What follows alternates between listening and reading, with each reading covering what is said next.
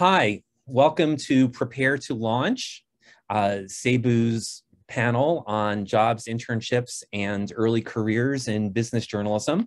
I'm your host today. I'm Alan Deutschman. I'm a professor of business journalism at the Reynolds School of Journalism at the University of Nevada, Reno.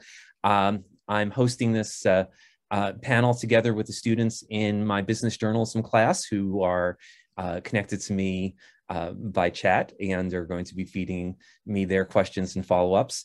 And today we're going to be looking at how to break in and thrive in a career in business journalism, how to get that crucial first foot in the door, either as an internship or an assistant, maybe doing fact-checking or research or social media, and parlay that into a great job in beat reporting and a promising long-term career.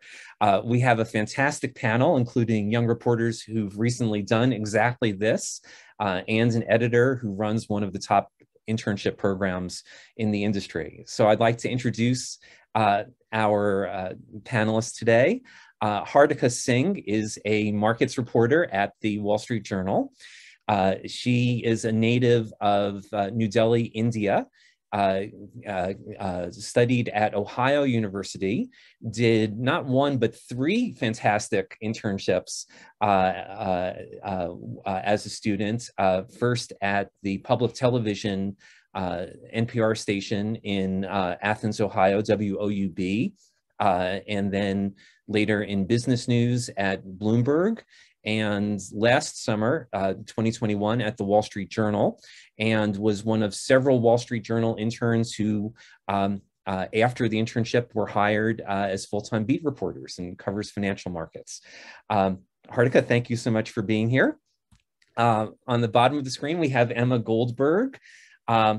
Emma is a native of New York City, went to study political science at Yale, and did a master's at Cambridge. Returning to New York, freelanced for the Washington Post, the Guardian, the Economist, and in Emma, seemingly every publication out there, almost an endless list of fantastic places that you've contributed. Started at the New York Times in 2019 as an assistant on the editorial page doing research and fact checking. While working in that assistant job, her byline was pretty much everywhere in the paper, in all kinds of sections in business, national politics, science, and also wrote this fantastic book, Life on the Line, profiling six young doctors who, right when they finished med school, were put in the front lines of the COVID epidemic in New York City. Last year, Emma joined the business desk at the New York Times, covering the future of work.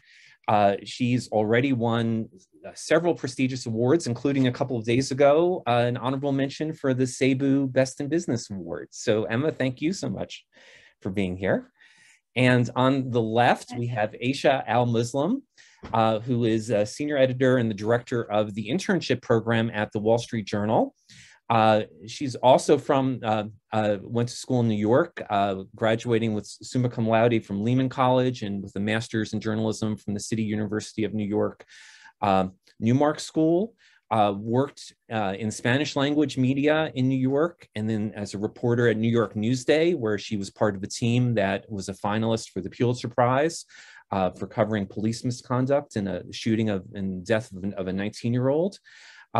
Joined the Wall Street Journal, covered breaking news and bankruptcy, and is now running the Wall Street Journal internship program, which, if I've read correctly, last year you had 4,000 applicants to the program for Yes. 13 slots. So we have the inside scoop here about how these decisions are made. So to start out, I'd like to first ask the reporters what initially inspired your interest in business journalism. You both seem to have lots of other interests and opportunities. What kind of led you into this beat? Hardika, do you want to start out for us? I can take care of it. So yeah, money has just always been very, very interesting to me. I grew up in India, and obviously it was like a very, very rapidly developing economy, at least like, while I was growing up. And while it didn't sort of seem obvious to me, my mom and dad, both of them worked in like finance, as it is called in India, like commerce. So my dad was like a commerce professor, and my mom worked at a bank as a teller. So there were lots of conversations in my home all the time about interest rates. And when I would come home from, school, my dad would be watching like CNBC on TV. So there would be like equities trading at the bottom in a banner line. So I was always surrounded by it, but I didn't necessarily like realize that would be something I would want to pursue full time. So when I came to college here at Ohio University, I tried all sorts of, reporting. I did news, I did culture, I did blogs, even dabbled at sports reporting, as uncanny as that might seem. I did high school football and basketball reporting. Very, very exciting, and much more similar to business than one might assume so. And, that's when I kind of like made the rounds and landed at business reporting. Initially, I had sort of gone into it because that's where the jobs were. There's tons of jobs in business reporting always. Everybody should know about that. And while it started as that, I ended up falling in love with it. It's so great to me. Markets are just so very interesting. For example, even right now, all the things we're hearing about how consumers are getting hurt by higher gas prices, for example, and how they're adjusting their spending on other areas. Are they adjusting their staples, how they spend on staples and discretionary purchases? So it's always just like been very, very interesting to me. And I'm very, very fortunate to, get to cover that here at the Wall Street Journal. It's very fun. Thank you so much. So Emma, you've also written about, an incredible variety of topics. What led you to gravitate towards the business beat? Yeah, absolutely. Well, I think when I first got to the New York Times working as an assistant and a fact checker, I knew that I wanted to try pitching and contributing to a variety of different desks because I wanted to learn. I wanted to expand my skill set and also push myself into areas where I didn't necessarily feel the most at home. And I realized that in every desk that I was contributing to, sort of the core thing that I was really reporting on was the way we work.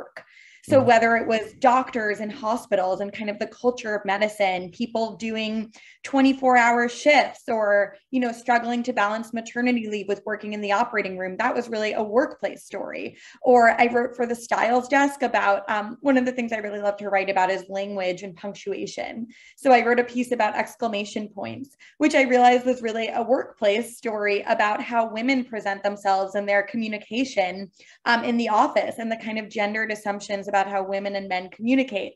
So I realized that whether I was writing about surgeons who were struggling to get the maternity leave that they needed, or people who were trying to introduce more kind of vibrant punctuation into their email communication, really at its core, everything was a workplace story. And I realized that I wanted to complement those human storytelling experiences with the kind of business skills and the kind of skills that you need to develop in order to really be a strong business reporter. And one of the experiences that I've turned back to a lot in that regard is that my first internship in journalism was actually at Forbes. And I worked on the creation of the Forbes 400 and the billionaires list right when I graduated from college. And so that really involved the work of digging through documents, financial transactions, looking at real estate, and trying to actually get into the nitty gritty of how you put a number on someone's net worth. And so that was really a fascinating experience that I turned back to a lot in understanding the workplace right now as well, and just understanding what documents are available to you to start to complement someone's human experiences with the financial side of who they are and what makes a business or a business leader tick.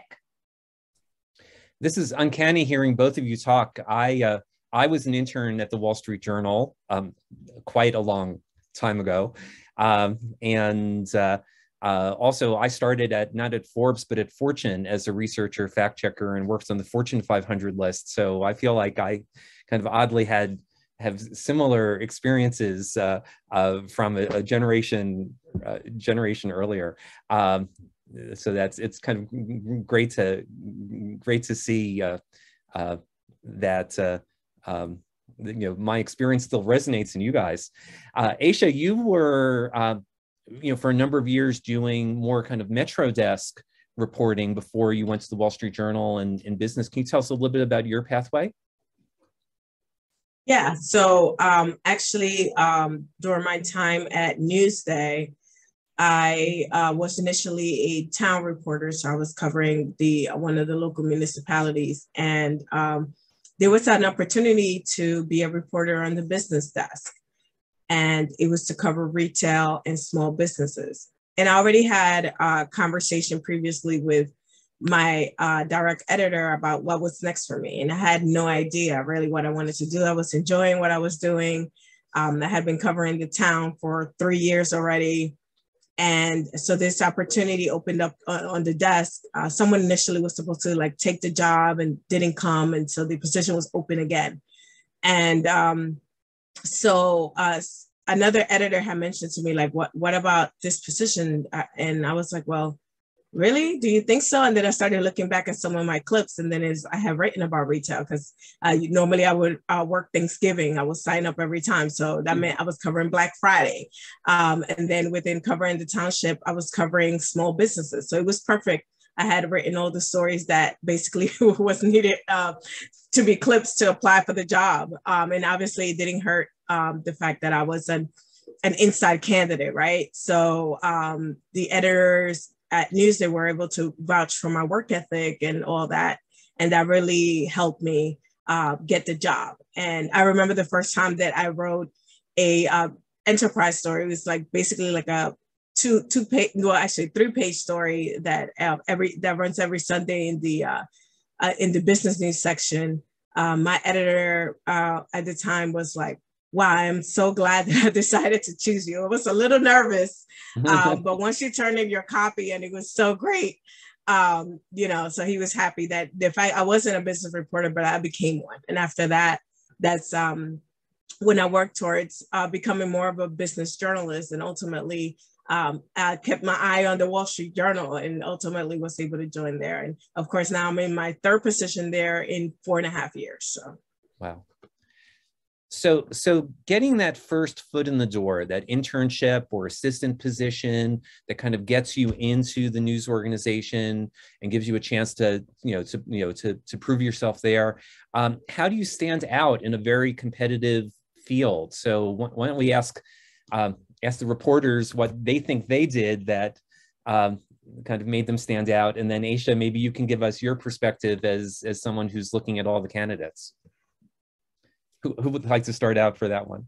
I can do it. Yeah. So one thing that I think Aisha would agree, tell everybody to do as well, is that you should definitely quantify things on your resume. Instead of saying, I work for, Wall Street Journal and I did stories, you should say I did 4 to 5 stories a week for the Wall Street Journal reporting on these things. So it just really puts things into perspective for, reviewers, and just tries to, explain that, hey, this is how much work I usually handle. So, it matches with the amount of work I would be doing at this other company as well. So that was like a very big thing for me. And then I always try to make sure in my cover letters that I was telling a story. A professor of mine at Ohio University had sent me this NPR article saying, here are 5 things you should do when you're applying, through a cover letter. Tell a story. When I was applying for Bloomberg, I think that's when I really put things into perspective for, how to do a cover letter when applying for business reporting. I was a director at the local TV station. And so I talked a little bit about, how I would work on a deadline. Whether you're ready or not, the show is going live at noon. So it does not matter if you don't have things ready. While, shortly before the show was about to start, we were having an issue with somebody's mic. So I troubleshooted, and I wrote about that in my story to sort of show that, hey, these are my problem solving skills. And here's why I think, they would carry over to Bloomberg News. And obviously I recycled that cover letter a little bit, for future job opportunities as well. But the lesson remains the same, try to tell a story, try to tell people why you're passionate about something. And lastly, whenever you're talking with like a future employer or someone, someone important, it is okay totally to, show how enthusiastic you are about the job. Whenever I spoke with Aisha, I would always make it clear, hey, I want to do markets reporting, and I want to do markets reporting at the Wall Street Journal. There is no other place for me. So, you should show your passion, because as obvious as it might seem, sometimes they don't know if you want to continue here. So try to make it clear to your employers that you would like to stay on and continue doing the same thing. That would really help. So yeah, write a very good cover letter, write a good resume, and then just talk passionately about your future job. Thanks so much. Emma? That's all such great advice. And I think a couple of other things I would add is that with applications, as with pitches, I think it's good to be prepared to just kind of keep trying, because I think especially in a competitive field like journalism, the breakthrough doesn't always come on the first time. And I like to tell people when I'm talking with people about their applications to various jobs or their pitches, that the first time I applied for a job at the Times, I thought it was my complete dream job. It was for another assistant position, and I was, it was between me and another candidate, and then I didn't get the job, and I was so crushed, and I was like, okay, I guess that's it for me in the New York Times for now. And I followed up when I got the rejection email, and I said, if there's anything else opening up, just, please keep me in mind. And again, reiterated my love for the Times, and at the time I was applying to the opinion section. And I heard back shortly after, and they said, you know what, there actually is an opening because someone's going on maternity leave, one of our fact checkers. So, no promises, but why don't you go for that as well? And I ended up filling in for someone who had gone on maternity leave. And then from there was able to apply for a permanent position. And, that kind of, and once I had my foot in the door, was able to put in a lot more pitches with different desks. So I like to tell people when I'm talking with them about applications that you never know what's going to click. And that, especially with pitches too, I like to think of it as a little bit of a numbers game. So always when you're putting in one pitch, be prepared that even if it's your dream pitch and you've really honed it and you've spent weeks thinking about it, maybe you'll get a no, but it'll lead to a conversation that will lead to a yes. And I also like to tell people that there's no better way to get your foot in the door than to just try pitching and to have, and to be able to build up your clips. Because I think people do, put a lot of stock in the applications and the cover letters, and all of that is great, but you want to be able to also just show that you know how to do it. You know how to report, how to write, that you have clips, and that can be the most powerful testament to your work when you're applying for a job. So I think in all the internships and the jobs that I've applied for, I've always really tried to put an emphasis on my clips. Because I think journalism is one of those really unique industries where you're going for a job, but you're also trying to show that you've already, you know how to do that job, and you have work that can speak to that. And I think, also saying, not being afraid to highlight that you are comfortable being called on when a breaking news situation occurs on a weekend or in the evening or on a holiday, that Black Friday can be an excellent opportunity to say, that's a big day for retail, and maybe you're comfortable waking up early and covering it. So I think just showing that enthusiasm, that gumption, and just not being afraid to do the work and then point to your work as an example of your capabilities can serve you really well in applying for roles in the field. Wonderful. Aisha, what's your perspective from the other side, from the director side, reading these applications, interviewing candidates, selecting them for the internships? Yeah, reading thousands of applications for sure, every single one of them. I do want to say what Hartika said about like letting people know that you're really passionate. Like the one thing that stood out about her, it was that she was passionate about markets, and I had never met anyone that was as passionate as her. So she definitely won over that with that one. And Emma, you talked about the clips. The clips are really important. A lot of times people spend a lot of time working on the resume, which is great. Usually that's the first thing I would look at. Let me look at the resume. How does the person fit into what we're looking for, or have any experience for what we're looking for, right? Then we look at the cover letter. And I want to know your story, right? Why do you want to do this job? Don't just repeat the resume. why you want to do this job, why are you the right person to do this job, and tell me more about yourself. Tell me where you're from, where you grew up, the language skills you have, whatever it is. Like, those are usually things that may not be as clear in the resume. So talk about who you are. That will make you stand out next to someone else. And as far as the clips, like, really be strategic as to what clips you're attaching. Oftentimes I will get clips and it makes it seem like, well, this is something that I wrote, but it's not the best work for someone. And also about, you have to like curate your clips, right? So you have to think about if you're applying for a beat job, like, you know, covering whatever it is, like, show me you could write breaking news, that you could write features, that you could write enterprise, like try to attach like various different clips that give me a sense of who you are overall as a reporter. Don't just give me features, right? Because it won't tell me more about the other potential skills that you have. Now, if you didn't have any opportunity to do breaking news, then that's another story. But if you do have those clips, I want to be able to see them, because if I am, as a beat reporter, I will be asking you to write breaking news, and I don't know whether you could do it or not. That's like, you know, that will be part of the application process as well. So really think strategically about the clips. And if you don't have those different clips, then you need to start thinking about ways to find those clips. So that's when freelancing comes in hand. Perhaps if you didn't get to do it in your internship, but really try to get those clips, and then think about the clips that you want to attach that will have a story to tell. So we talk about, you know, obviously they're a story by itself, but if you have a story to tell about the story, those are usually the best clips that you can have. And the other thing is, if you get to the stage of where you're being interviewed, research who you're talking to. I don't know how many times people would speak to me and not even know anything about where I worked before. It's like very easy to find me. Just Google my name, look at my LinkedIn. There's so many different ways. And even if it's like at a job fair or something, especially now that it's a virtual world where you know who's going to be somewhere, research in advance if you can. And the other thing I would say is to network. Network is important. And I mean, I've been to job fairs and I've been able to meet the editors who ultimately ended up hiring me, or passed on my information to someone else so that I could get the interview and ultimately get hired. My job at Newsday, that's how I found it. I went to a convention.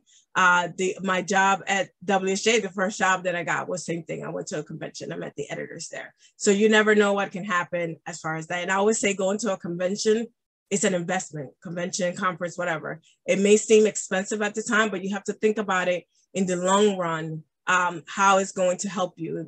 It may help you meet different people who you normally wouldn't have gotten a chance to meet, and could ultimately help you land that job.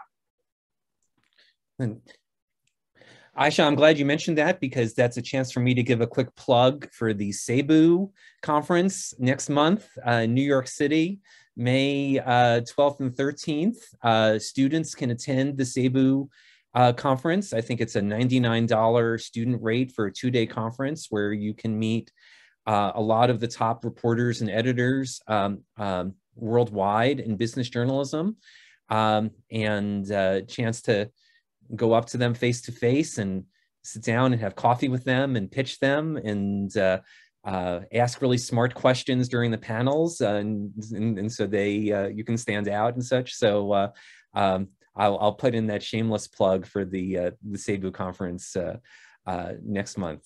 But as Aisha, as a follow-up, you know, when I was an intern at the Wall Street Journal in 1985, a long time ago, it was all students from kind of elite Ivy League Northeast institutions. When I've looked at the roster you've had from interns in recent years, they've been all over the country from all kinds of different schools.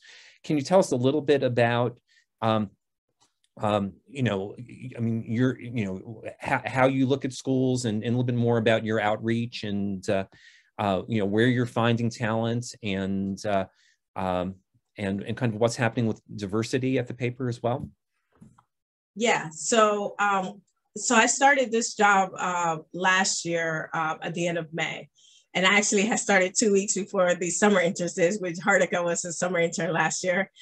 And so when they started, they were already chosen, right? But this year, for this spring and this summer, I had the opportunity to do the whole process, to select, going through the applications, doing the selections, interviews, all that. And one of the things that even from before we started really to think about was going beyond the school someone attends, right?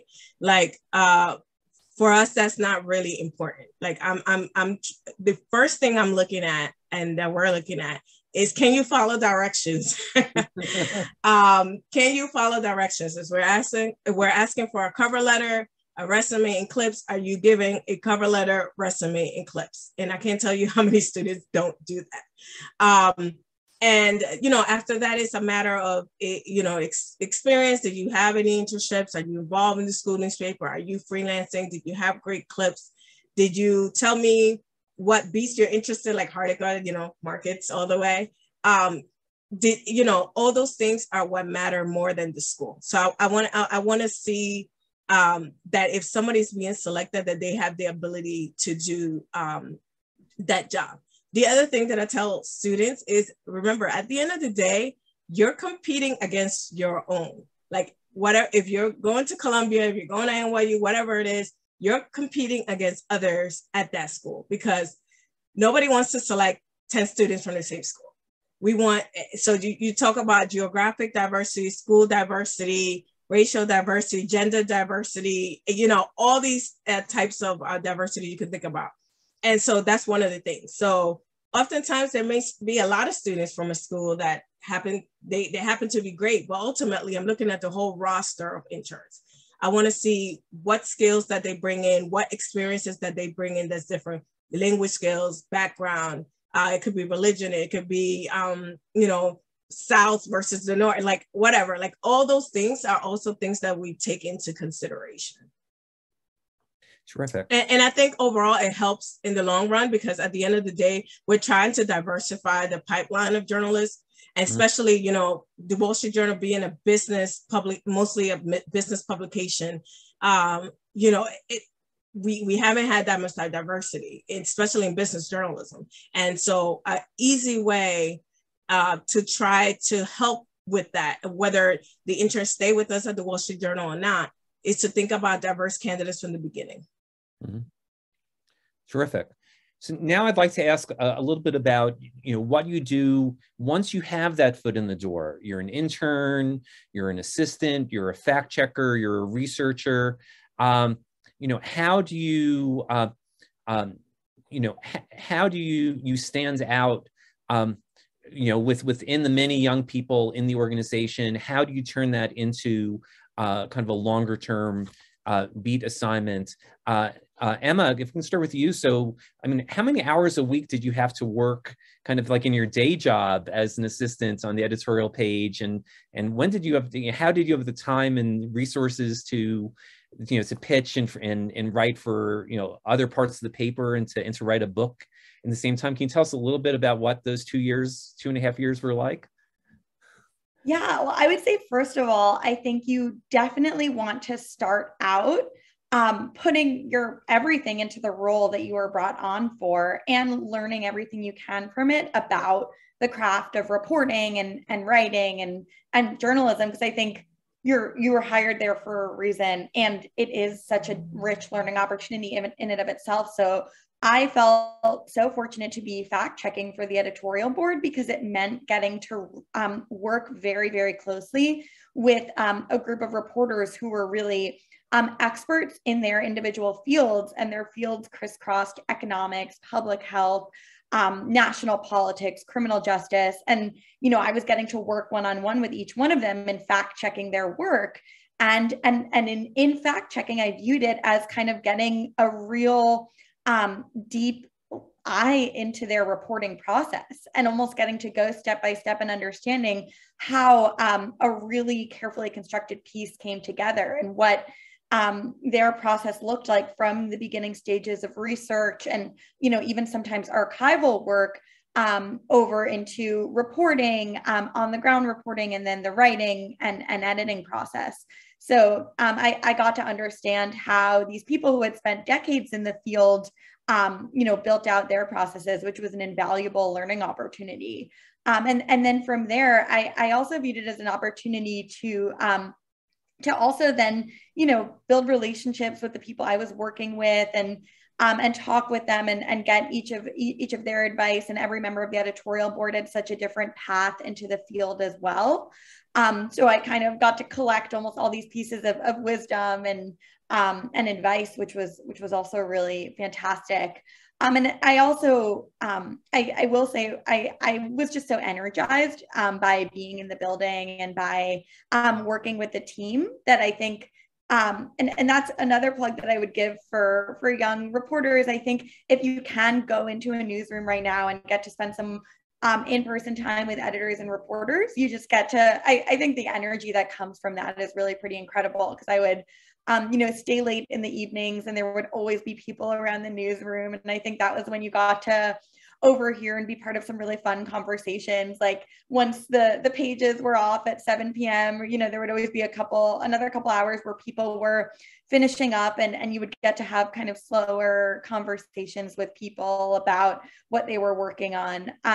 And so I would often kind of, after the workday at like 7 p.m., I would go into a little conference room somewhere and then work on my own reporting and writing.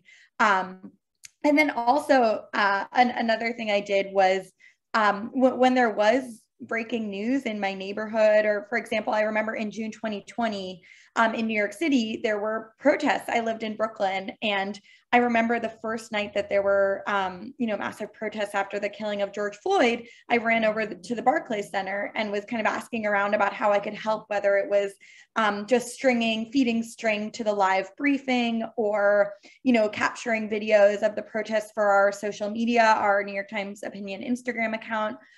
So just kind of looking for any opportunities when you can really be in the place where any help and any kind of boots on the ground are needed. So that's another thing I would say. And then I do think it often does end up being also just like a time management of learning. I've always felt like I love writing in the morning. So the more that I can, wake up, and from when I was working on my book, I would always, from really like 7 to 9 a.m., work on that as real, just focused writing time. And then, try and do more reporting in the evenings or on weekends. But I think learning your own kind of rhythms, and when you really like to do your writing, and how you can fit that in with your workday, will, I think, always end up serving you really well too. So I know to this day that whenever I want to do really focused writing, the more that I can wake up and do that first thing in the morning, even before the kind of onslaught of calls and emails starts, that can be really helpful. So I think paying attention to your own kind of writing and reporting clock can be really great too. Terrific. Hartika, because you interned at the Wall Street Journal during the pandemic, and just before the Zoom, you said you're still home in Ohio. So you've been working for a national news organization in New York from Ohio the entire time as an intern, as a reporter. So you haven't had those kind of same kind of in-person opportunities that Emma had back in 2019, to have kind of the social learning of kind of being around great experienced journalists, having them be models for you, and getting to actually have coffee or hang out after the paper's closed and such. How have you managed, working virtually, to have relationships with colleagues, with mentors, to kind of understand and learn about the news organization, and kind of find how to thrive in it? Yeah, I think it's certainly like much different from Emma, but I think like it is at the same time like really rewarding too, because you're still working like at a huge publication. You're still getting to learn from these excellent award-winning reporters and everything. So there's little differences. So I'll go into them. I guess like my number one thing would be like just over communicating with your supervisor. They will be like, some of the most important people you have conversations with on a daily basis. and you want to make sure that you're telling them everything that you're working on, everything that you're looking at. On some days, if I'm seeing, some stock fall down or something interesting happening, I always make it a point to, message my supervisor and be like, hey, this is falling. Do we have somebody on it? And if not, I can do it. Sort of similar to Emma, where, you're just making yourself available to the editors and letting them know that, hey, you're there, you're here, happy to help on. And then second thing with your manager is that you should always, always, always try to pitch stories as many as possible, even if you think they are, sometimes even silly, you never know. It could be an A-head. I pitched this like really funky story about cats and plants, and every 20s woman's dream, just talking about cats and plants. So yeah, I pitched it to my editor. He was like, okay, if you can find me some people talking about this topic, we can do something. And we just took it from there. I pitched a story, got some anecdotes, and it went on the front page as an A-head, which is like, I think Aisha can probably do a better job explaining it, but it's like a quirky story, very, very fun topic. And can really be about any single thing. And then you want to try to make sure that you're always like setting goals with your editor. So even at Bloomberg, I would try to make it a point, have a conversation with your editor every week and have really specific set goals. Don't just say like, okay, I'll pitch more stories next week. Make it specific. Be like, okay, I'll increase my pitch count from, 2 stories or something like that. And I did the same thing here with my, manager here at Wall Street Journal. I always, slacked him, and I was always telling him, hey, that I think that we can do something about this. I can pitch a story idea here, and it worked out. Another thing that I did as an intern working remotely was have this like great camaraderie with the other interns, the group chat. And I'm sure Emma would relate to the group chat you have with other interns is a lifesaver. You really get to talk about all the good and bad experiences, learn from the other person. Sometimes you're really, really scared to ask a question. And so one of you will go and ask and, help the other people. And then also just to understand how different departments within the company sort of work together to publish the news. You might have an intern on, let's say, the audio team or the video team. And sometimes I even got an opportunity to work with them. So it was a really good experience to, just get to know them, have great relationships with them. And we are friends to this day. Today I asked them, hey, what would you like me to talk about, on these questions that you sent over? So it's always very helpful. And then one other thing that is like probably my best tip in this entire conversation is like, try to get along with other reporters on your team. Before I even joined on, I called them all and I was like, hey, I'm coming on. Here's a pitch idea I have in the topic you cover. What do you think? Is there any potential here? And so they would walk me through the concept of, whether this can become a story or not. And then when I actually joined on the team, we were able to do tons of stories together. So that's how I was able to get lots of front page stories on during my internship, just learning from other reporters, expressing my interest in the topic. So that was really helpful. Great, thanks.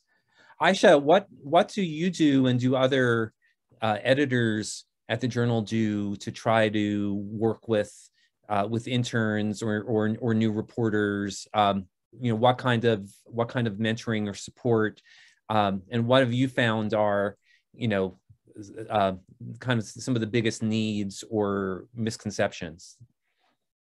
Yeah, so as far as things that we do for the interns, we pair every intern with a mentor, and that's someone from the newsroom who has volunteered to be a mentor. Hardika had one, and also during the internship program, we tend to have different, like aside from the training sessions we have at the beginning of the internship, we also tend to have some moments where it's more like you could say like a social hour, or sometimes there's panel sessions, sometimes it's checking in to see how are things going.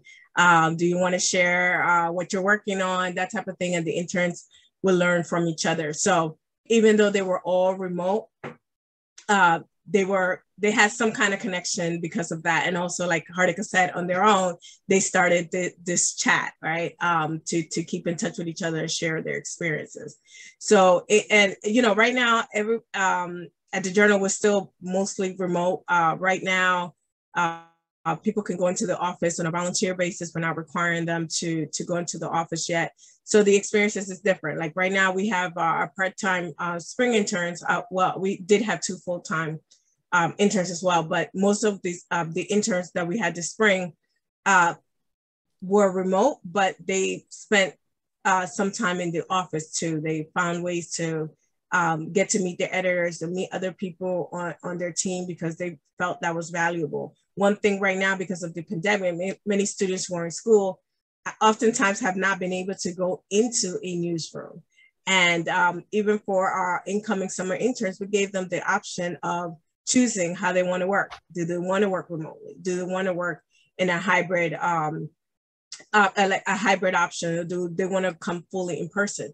And I was actually shocked at how many of them chose in person, because for many of them, it was actually the first time they're actually going to be in a newsroom in person.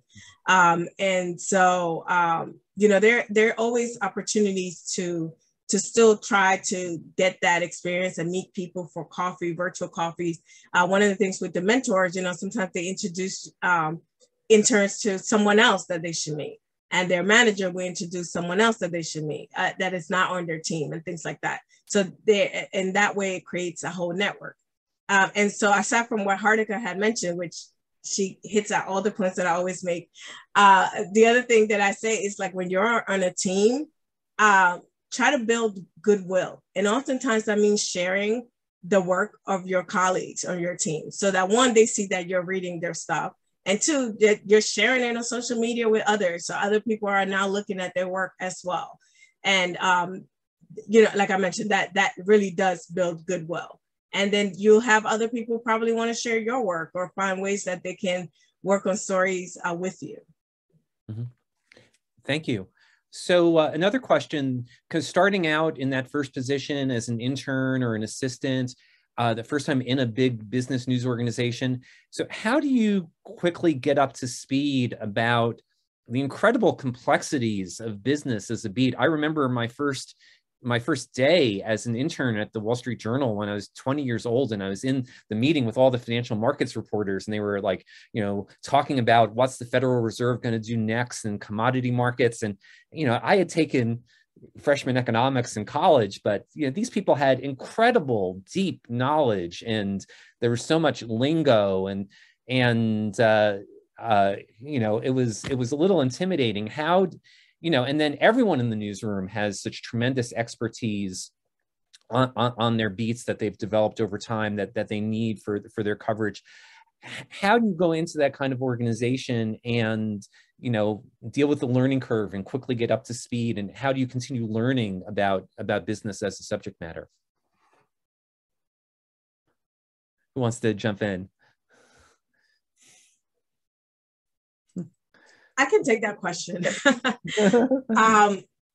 So it's actually interesting because, you know, before joining the Journal, I had spent 7 years at Newsday. And half of that time, obviously, I was a business reporter. But when I joined the Journal as a breaking business news reporter, all of a sudden, I found myself writing about all kinds of industries that I never even imagined existed, that I really didn't know about in the same way. I have written earnings stories, and I have written stories about mergers and acquisitions and things like that, but not to the scale that the Journal writes them, right?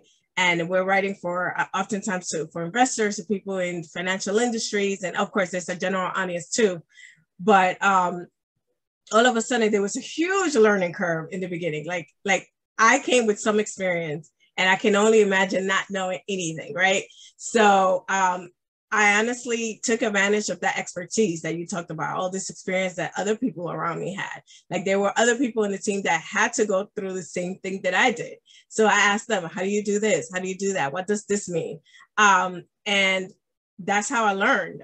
Also reading more, you know, sometimes there's a level of training involved. But a lot of it also had to do with preparation. Like, if you know you're writing a market story, you know, at the end of the day, the closing of the bell, like, you spend time reading what happened during the day, what you likely should be paying attention to, how has it been written before. So it's a lot of dissecting and all that, and just asking people for help, and just reading a lot of financial business news as much as possible.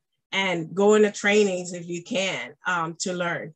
I mean, that breaking news job that I did, it took me a good 6 months before I felt comfortable.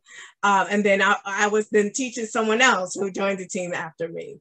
But it does take a while. Nobody expects you to know everything. People are always happy to help you and answer your questions. And I think that's the biggest thing. If you're not sure about something, it's better for you to ask than make a mistake. Great. Another question for the reporters. So now you guys, you've broken in, you have great careers going. What are your longer term aspirations or vision of where you want to go with your work in journalism? And how do you prepare yourself for kind of next steps in your career? I'd just like to start by saying that it is totally understated how much reading you have to do as a journalist. I feel like I spend like good 3-4 hours every single day, and that's like not even like 95 hours, just like spending time reading notes about what's happening to bread and crude today. And it's usually like, like COVID cases in China and Shanghai lockdowns or something like that. So yeah, it's very interesting how much time we spend just reading. Longer term aspirations, I would say, like for me, it's just doing markets reporting and really getting to, do more enterprise pieces, go in depth. I think, just what's happening recently with the conflict, in Eastern Europe, it has really put financial markets into perspective for me. It's just like a very historical time to be covering these topics. So I'm very fortunate, to be working on those stories. I do like gold. So it's very fun to talk about gold during the conflict. Not many people think about it, but it's a fun topic. So yeah, I think the things that you can do when you are in an early reporter position to kind of like solidify your learning and keep on, going higher and higher from here is go to workshops. I remember recently I went to this like photo, how to work with the photo editor workshop. And it was very, very important understanding, how a story package is prepared. As reporters, you always tend to think about just like the draft, we don't think about what photos are going to be on there, but they are such a critical element that if you get some really good photos, really good original photos, it really makes your piece stand out, right? Compelling visuals. So that's something you can always do. Just go to workshops, further your understanding of financial markets. But yeah, I'll leave Emma, I'll let Emma give her answer too. Yeah, well, first of all, echoing what both of you guys have said about reading, I completely agree. And I also think almost just to add on to the reading, reporting out your beat like you would a story. When I started out on my beat, I really wanted to, first of all, read everyone who was covering workplace issues. The Wall Street Journal has such phenomenal coverage of this that also just, won Cebu recognition. And so knowing everyone on your beat, and then also calling experts and report, just saying, I'm new to this beat and can we just stay in touch? Can you email me? Can I call you up so you can just have these ongoing conversations so that you're kind of constantly in the process of understanding what's around the corner for whatever you're covering, that you have your kind of your fingers to the pulse. And in terms of longer term goals, I really want to continue to report out stories that are a little bit outside my comfort zone, because I feel like as I've gotten settled on my beat, I've gotten really comfortable in the rhythm of writing features and sometimes breaking news. And I really want to deepen my understanding of how to do really high impact investigative work as well. Two of the kind of most meaningful stories that I feel like I've gotten to report on at the Times were both more investigative pieces.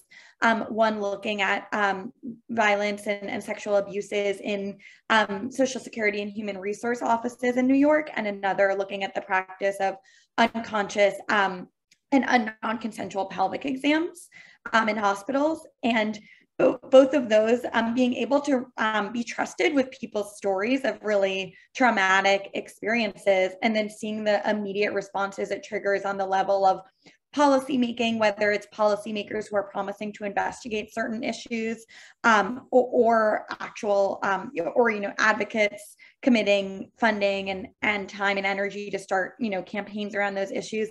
To me, there's nothing more meaningful than reporting out a story and then seeing it potentially have impact, and hearing from survivors that they're really proud to have shared that story and to be seeing the impact that it's furthering along. So I think in terms of goals, I want to just continue to build my capacity to report stories that are going to have real impact on people's lives and at the policy level.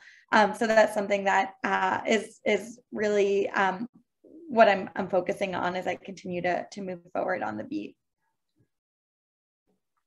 Thank you. We have a question over chat from Dmitry Martirosov. I hope I'm pronouncing that correctly, about how much experience is considered enough when applying for a job or an internship. I know our panelists have talked earlier about the importance of things like having really good clips. I found in my experience of helping students with internships at the University of Nevada, Reno, we have an internship every summer with the Los Angeles Times, and they really like to know that the student has done a professional internship at another newspaper publication before coming there. Can we shed a little more light for the questioner about whether any kind of like specific experience is necessary, or can you really distinguish yourself through kind of great application, having terrific clips, showcasing your clips? Yeah, so what I would say is that really pay attention to what is required, what is the description. So it's either the internship description or the job description will outline exactly what's being sought. So for us, for the internship, you have to have either a previous newsroom internship or experience in a school newspaper or great work as a freelancer. So it's not all of those things, it's or for us. But at the same time, remember, it is a competition.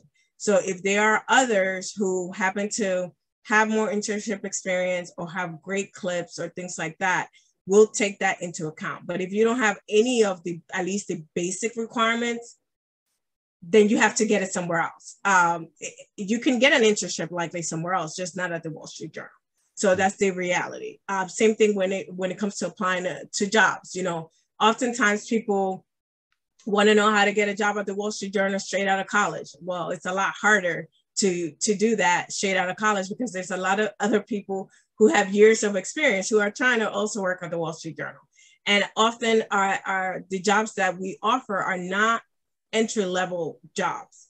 Hardika had the great opportunity to get hired with us because she was an intern for us. She did a great job while she was with us. She had a great work ethic. She also had internship experience, and she was passionate about markets. And all those things helped for her to get hired, but it likely would have been a lot harder for her to apply as an outside candidate versus she ultimately was an internal candidate, right? Because she did an internship with us. So that's the reality, especially if you're coming out of school. It's a lot easier to get someplace through the internship program more than likely. And obviously there's no guarantee that you'll be hired full time, but your chances are likely higher, especially if you do a great job. And sometimes it's, there's an immediate job opening available and the timing is right. And sometimes you have to wait a little bit longer, maybe a few months, maybe a year or two, you come back. So that's the reality. But what I would say as far as like jobs, read the job descriptions. It says 3 to 5 years. Sometimes there's wiggle room in that if you meet pretty much all the other requirements that are being asked. But if you don't, you have little experience, you didn't even have an internship, you don't have this, it's going to be hard for you to compete against others. Because remember, at the end of the day, it is a competition. Terrific. We have just a few minutes left. I'd like to just throw it open to the panelists. What other advice, suggestions would you give to students, either while they're still in school or when they're starting their career?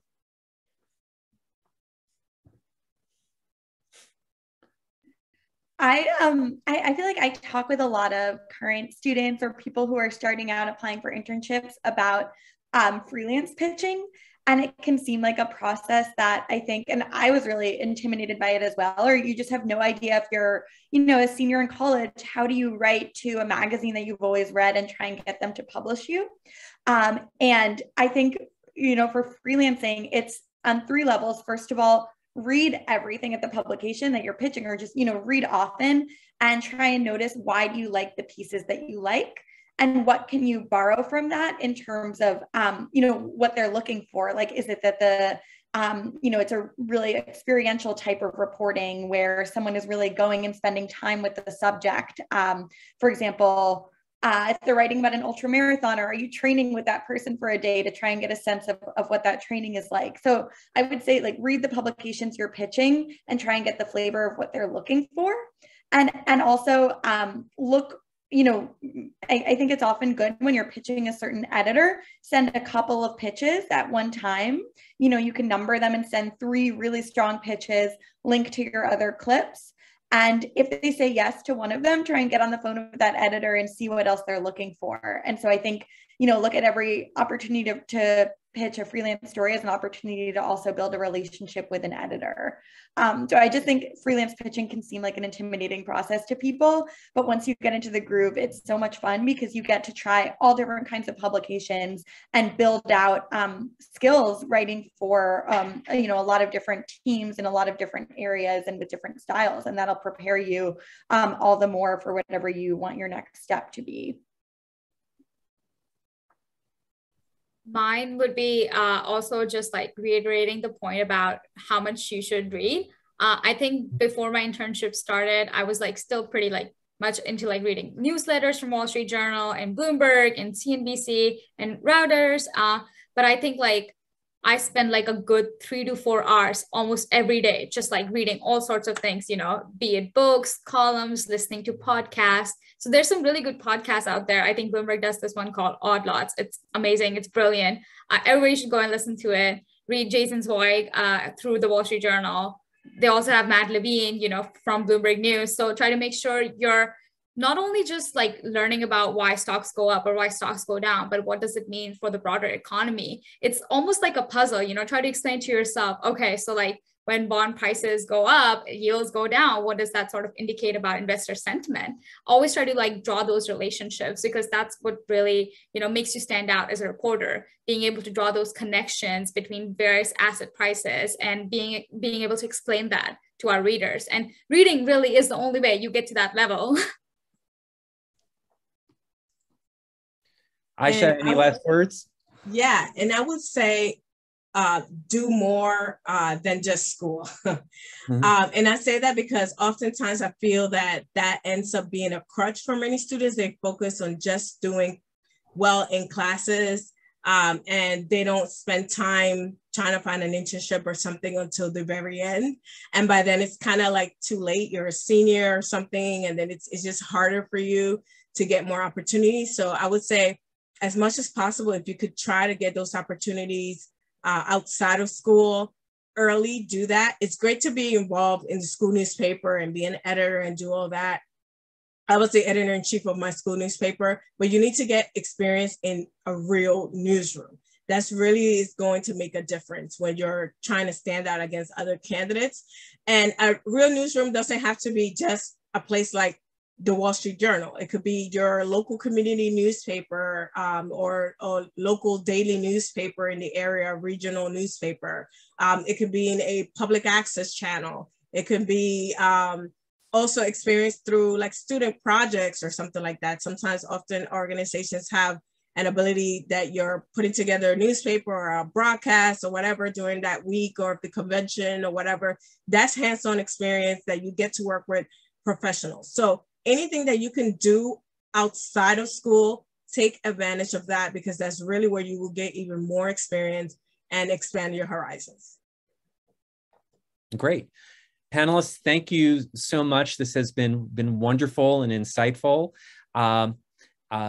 Audience, thank you. And we hope that you'll look back on the Cebu website for more of these virtual trainings, and hopefully come meet us in person at the Cebu conference in New York City, May 12th and 13th.